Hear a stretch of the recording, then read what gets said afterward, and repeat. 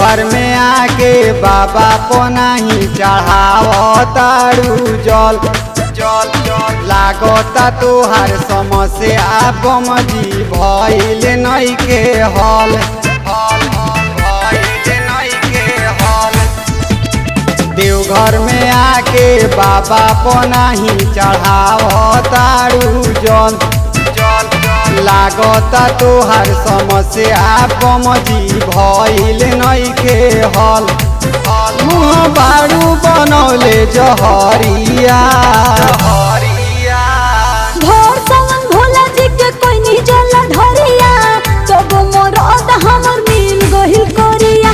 भोर सावन भोला जी के कोई नहीं जल ढरिया तब मोरद हमर मिल गहिल करिया। बोला बोला बाबा बासुकीनाथ की भोर सावन भोला जी के कोई नहीं जल ढरिया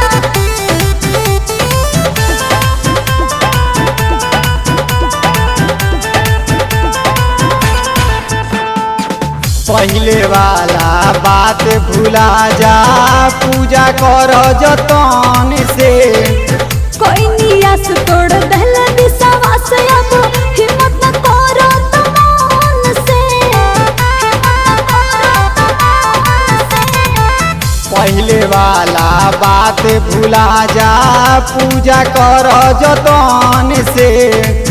कोई नियास तोड़ दहल विश्वास अब हिम्मत न करो तमान से थोड़ा चल उठाव कमरिया। भोर सावन भोला जी के कोई नहीं जल ढरिया तब मोरद हमर मिल गहिल करिया। भोर सावन भोला जी के कोई नहीं जल ढरिया तब मोरद हमर मिल गहिल करिया। बोला बोला बाबा परमेश्वर नाथ की भोर सावन भोला जी के कोई नहीं जल ढरिया बाबा एगो बाणे जी में पूरा उनके दुनिया बा। सूरज तेंदर मोहन शंकर फीका भइल पूरी दुनिया बा फीका भइल पूरी दुनिया बा। बाबा एगो बाणे जी में पूरा उनके दुनिया बा। सूरज तेंदर मोहन शंकर फीका भइल पूरी दुनिया बा दुनिया बा। चल जाए दन बात बानु करिया।